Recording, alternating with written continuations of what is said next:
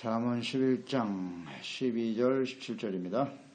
11장 12절 17절 읽습니다. 지혜 없는 자는 그의 이웃을 멸시하나 명철한 자는 잠잠하느니라. 두루다니며 한담하는 자는 남의 비밀을 누설하나 마음이 신실한 자는 그런 것을 숨기느니라. 지략이 없으면 백성이 망하여도 지략이 많으면 평안을 누리느니라. 타인을 위하여 보증이 되는 자는 손해를 당하여도 보증이 되기를 싫어하는 자는 평안하니라. 위독한 여자는 존영을 얻고 근면한 남자는 재물을 얻느니라. 인자한 자는 자기의 영혼을 이롭게 하고 잔인한 자는 자기의 몸을 해롭게 하느니라. 아멘. 이웃을 행복하게 하는 지혜. 성도는 세상에서 빛과 소금으로 살아가는 사람들이죠.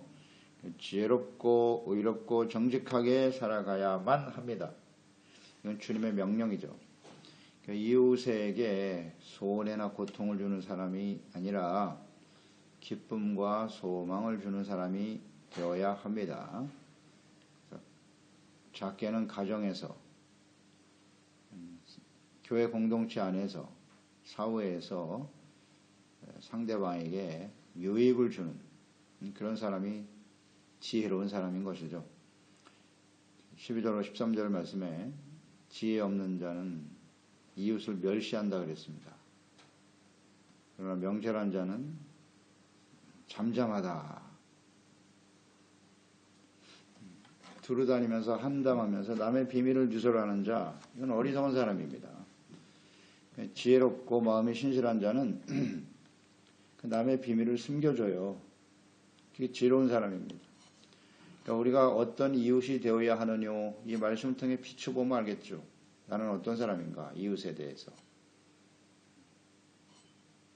또 우리 주변에 있는 이웃들 중에 어떤 사람이 지혜로운 사람인가?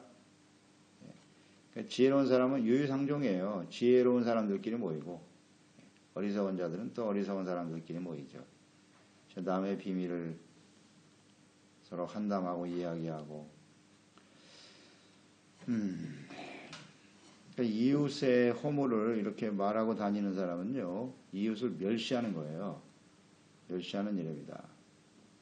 수근수근거리고 이야기거리로 삼고 떠들고 다니는 사람들, 뭐 시기 질투에서 나오는 것이기도 하고 또 중상모략까지 하죠. 이런 사람들은 이웃을 멸시하는 자들이기 때문에 혹시 주변에 이런 사람이 있으면 절대 가까이 하지 말 것. 분별력이 있어야지. 딱 보면 모르겠어요. 아, 저 사람은 지혜가 없구나. 어리석은 사람이네. 다른 사람에게 또 나의 이야기도 전하겠지. 뭐 딱 보면 분별이 되잖아요. 가까이 해야 할 사람은 아닙니다. 성도는 결코 이러한 행동을 금해야 되죠. 거기에 동조하면 안 되는 것입니다.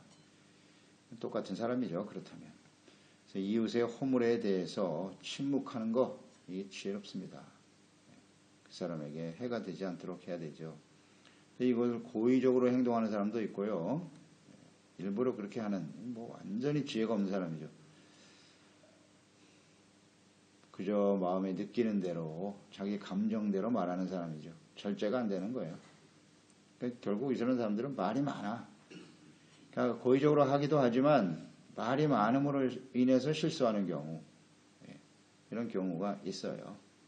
그러니까 지혜롭고 마음이 신실한 사람은 남의 허물을 덮어주는 거예요. 침묵하는 겁니다.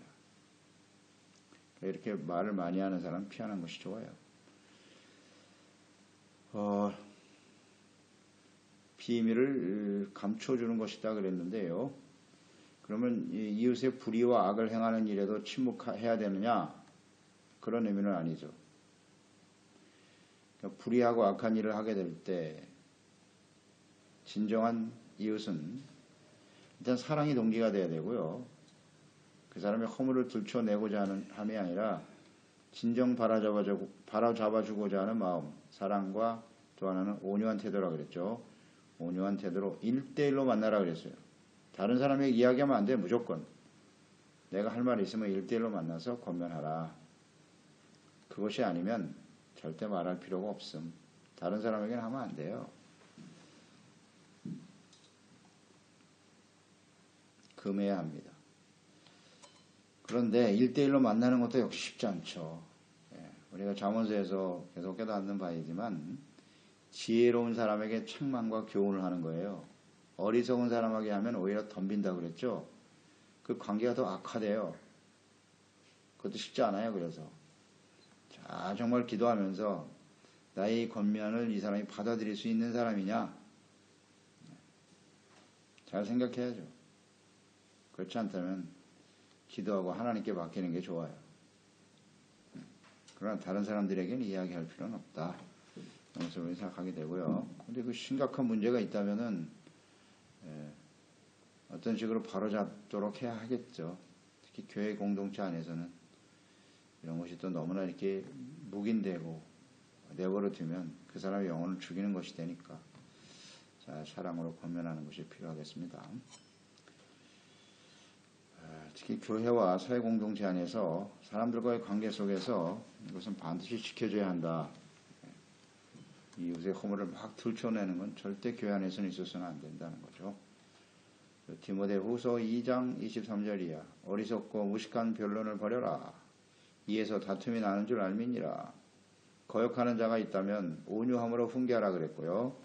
혹 하나님이 그들에게 회개함을 주사, 목적은 여기에 있는 거예요. 회개함을 주사 진리를 알게 하실까 하여 그들로 깨어 마귀의 올무에서 벗어나 하나님께 사로잡힌 바 되어 그 뜻을 따르게 할까 함이라 그랬어요.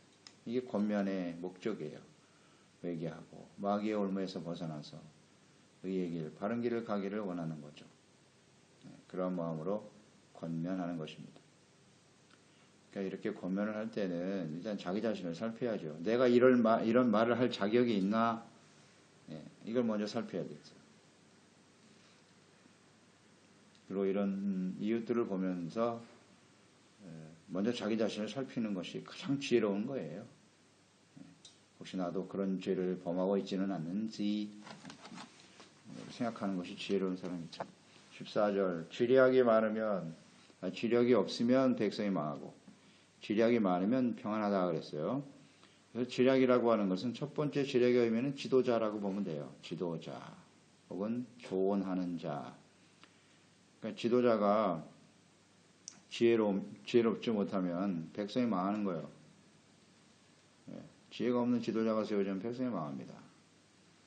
절대 진리죠. 지략이 많으면 평안하다. 지혜로운 주변에 참모들이 많으면, 조언해주는 사람이 많으면 평안을 얻을 수 있다. 그러니까 지혜를 가진 지도자와 참모들이 많으면 나라가 평안하게 되는 거예요.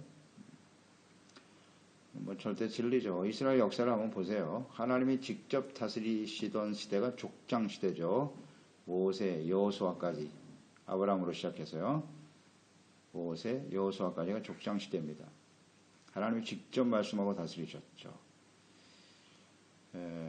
신앙의 황금 세대는 여호수아 세대라고 그랬죠. 여호수아 일사불란하게 가나안을 향해서 전진해 갔던 신앙의 황금 세대예요. 여호수아.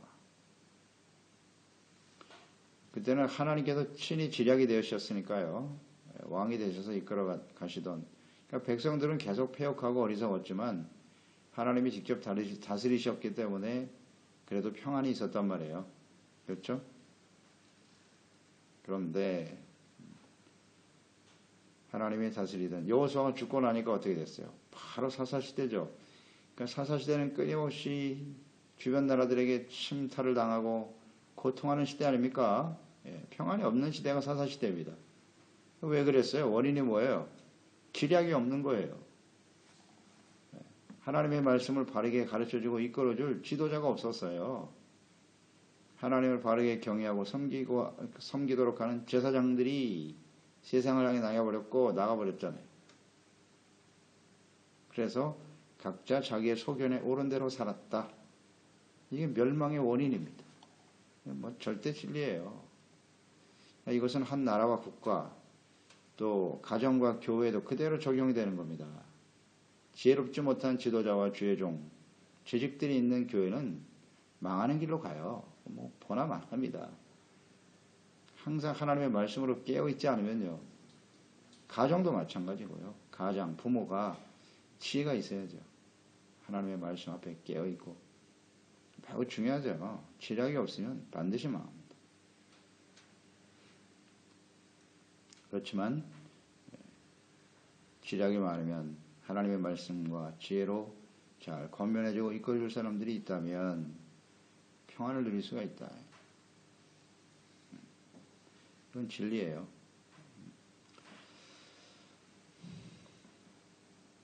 사사시대 이후에 하나님을 경외하는 지도자가 사라진 시대가 계속됐죠. 이스라엘. 그래서 사무엘까지 가는데 그 사무엘은 지혜로운 사람이죠. 지혜로운 사무엘이 있으니까 사무엘이 있었더니 어떻게 됐어요? 나라가 평안해졌죠. 사무엘은 뭐 거의 완벽한 사람입니다. 사무엘처럼 마지막 순간까지 온전한 믿음을 지켜간다면 쉽지 않아요. 비록 그 자식들이 부패하고 타락하긴 했으나. 사무엘 이후에 사울은 금방 변질됐고 다윗과 솔로몬 시대죠. 그건 정말 지략이 있는 사람들이었어요. 지혜가 있고 하나님을 경외하는 사람들이었더니 나라가 평안하고 강성하더라. 이게 뭐 절대 진리입니다. 그래서 그 이후에 솔로몬이 결국 부패해버리고 말았지만요.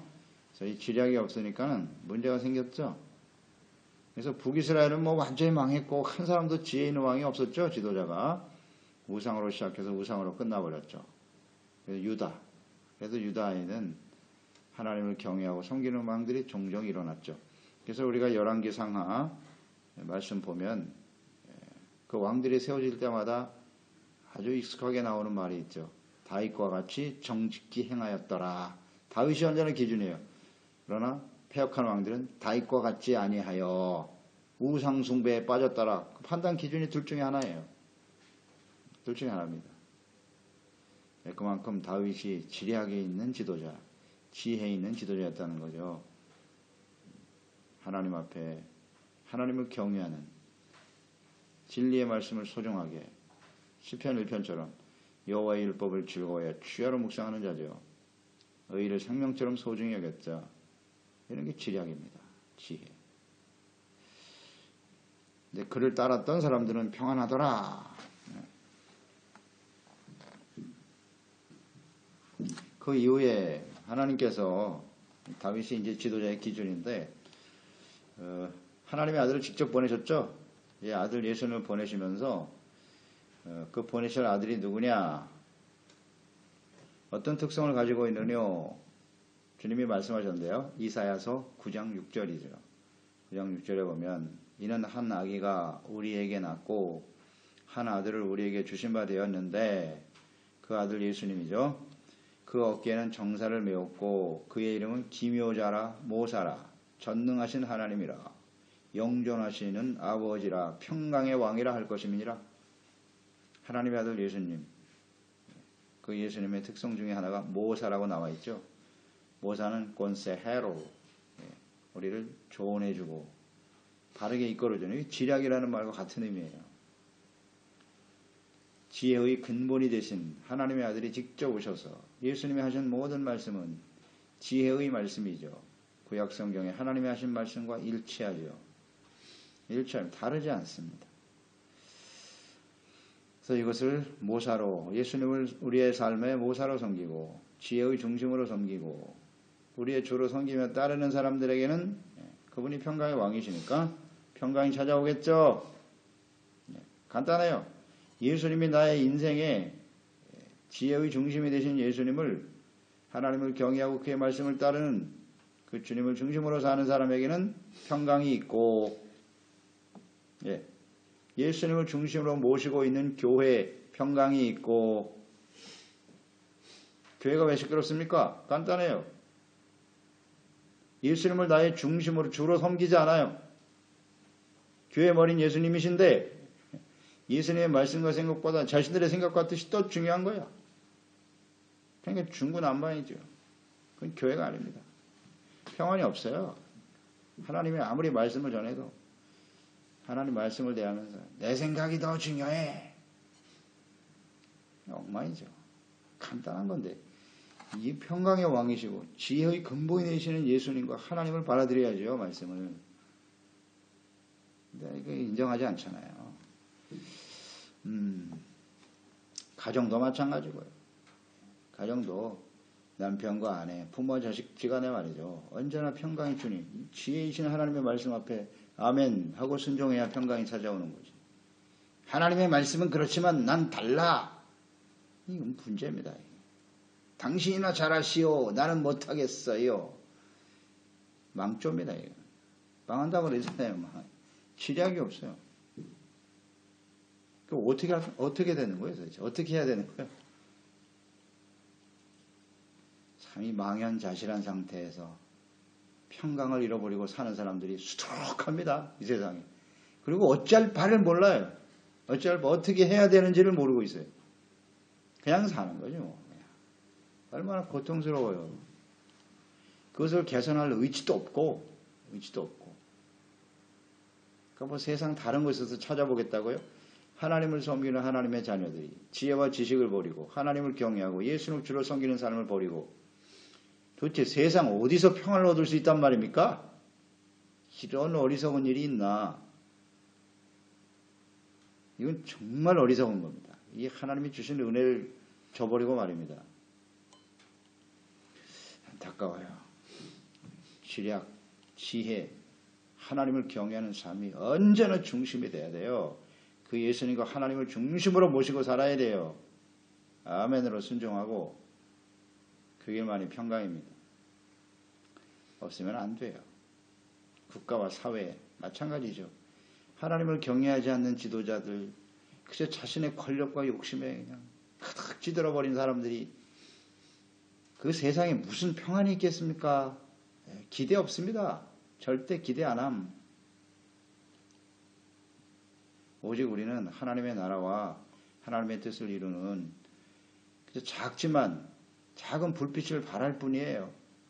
그런 사람들이 모여서 교회와 성도들이 하나님을 중심으로 하나님을 경외하는 삶을 보여줘야죠. 그런데 그 중요한 역할을 해야 될 교회와 성도들이 말이죠. 그 욕심과 권력에 찌들어버린 그런 정치 권력과 야합해서 무슨 짓을 하는 거예요 도대체. 참 안타깝습니다. 그들에게 무슨 기대와 소망이 있다고. 우리는 하나님의 나라를 선포하는 거예요. 맡은 바 자리에서 진리의 말씀을 전하고 참된 지혜와 권면을 이야기할 수 있어야 되고 그들과 야합해서 무슨 자신의 권력을 유지해 보겠다고 이런 어리석은 교회가 되고 있으니 누가 교회를 좋아하겠어요? 성도들을 누가 따르겠습니까?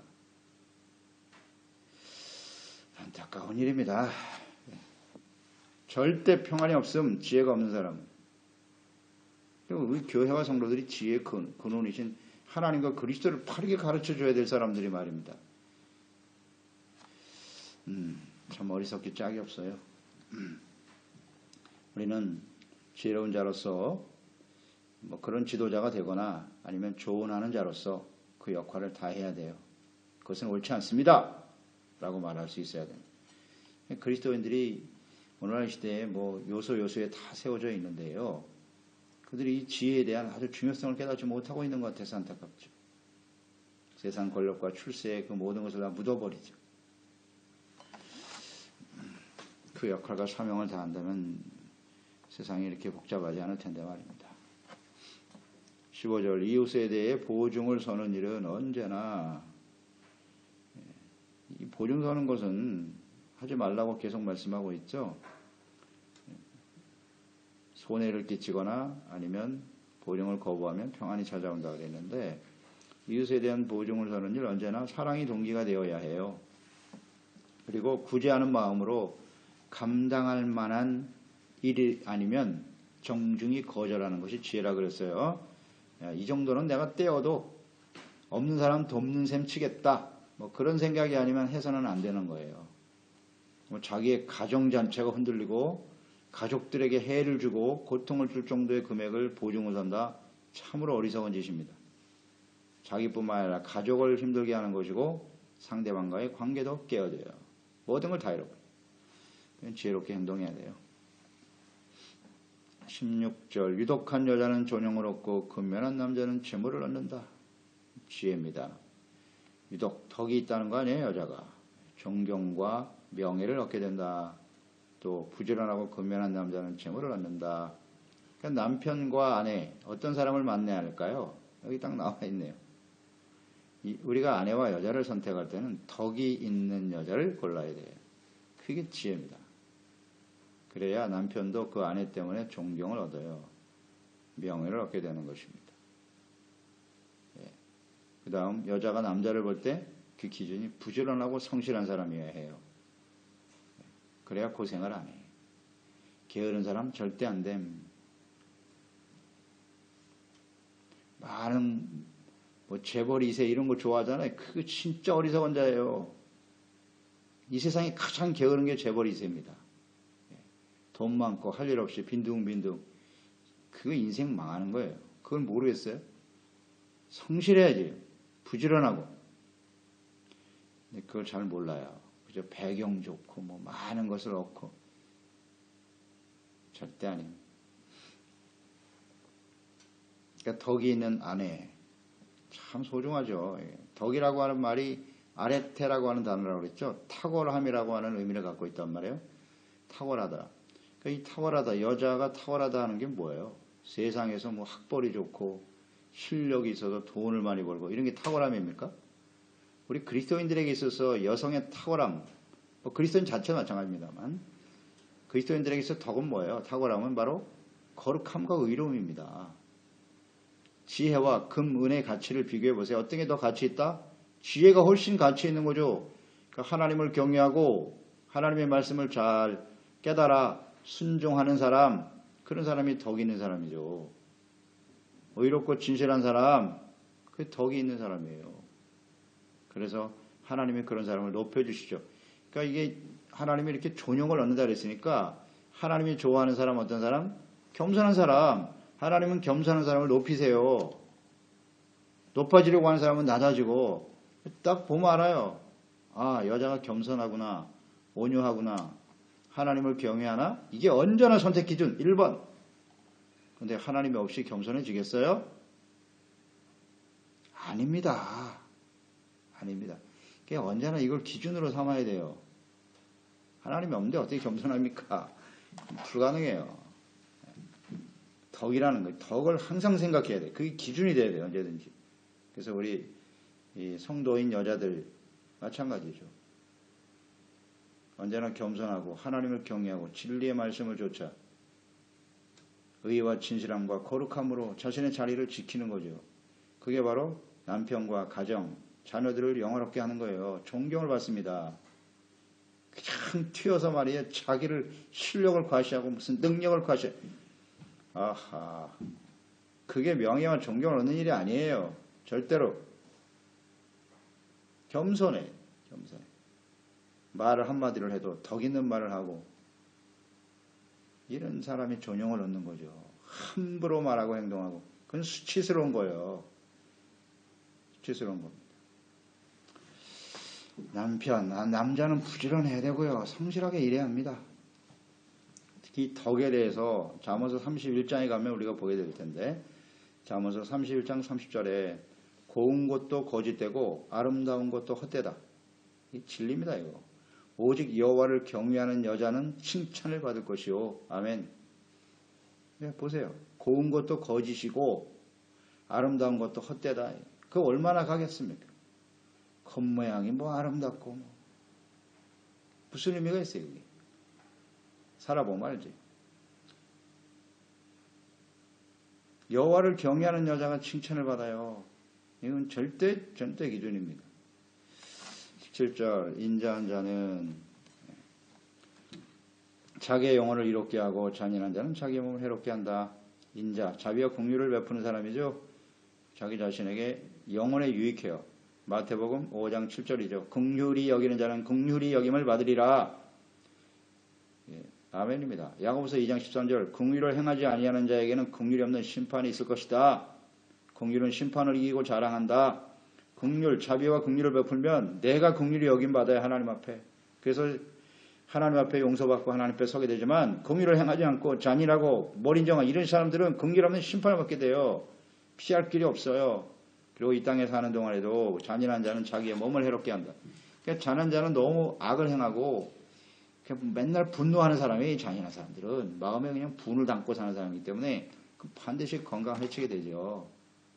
자기 자신 영적인 문제도 마찬가지지만 몸까지도 해롭게 되는 거예요. 그래서 어떻게 우리는 자기 자신과 이웃을 복되고 유익하게 만들 것인가? 지혜로운 자가 되어야 하겠지요. 기도하겠습니다. 하나님 아버지, 오늘도 주님의 말씀을 대합니다. 지혜가 얼마나 소중한 것인가를 깨닫게 되고요. 우리 자기 자신에게만 유익한 것이 아니라 지혜는 이렇게 모든 이웃에게도 행복을 줄 수 있고 유익을 줄 수 있다는 것을 생각합니다. 언제나 하나님 앞에서 겸손하게 하시고요. 의와 거룩함과 진실함으로 주님을 바르게 섬기는 저희들이 될 수 있도록 도와주시옵소서. 그렇습니다. 하나님, 오늘도 주님의 말씀 앞에 겸손히 자기 자신을 내려놓는 저희들이 되게 해주세요. 이웃을 귀하게 여겨야지 나도 귀중히 여길 받는 거예요. 심은 대로 거두는 거죠. 절대로 이웃을 멸시하고 함부로 말하거나 허물을 들춰내는 어리석은 행동은 하지 않게 도와주시옵시고, 하나님이 주시는 지혜와 지식으로 또 하나님을 경외하는 그런 우리 주님을 잘 모시고 중심으로 섬기고 가정에서 교회에서 살아갈 수 있는 저희들이 되게 하시고요. 이렇게 하나님의 지혜가 풍성한 훌륭한 리더들이 많이 세워질 수 있도록 저희들이 또 그 중심에서 그 역할을 잘 감당할 수 있도록 저희들을 사용하시고 인도해 주옵소서. 그런 소중한 우리 자녀들로 성장해 갈 수 있도록 하나님께서 은총을 베풀어 주옵소서. 예수님의 이름으로 기도드리옵나이다. 아멘. 잠언 11장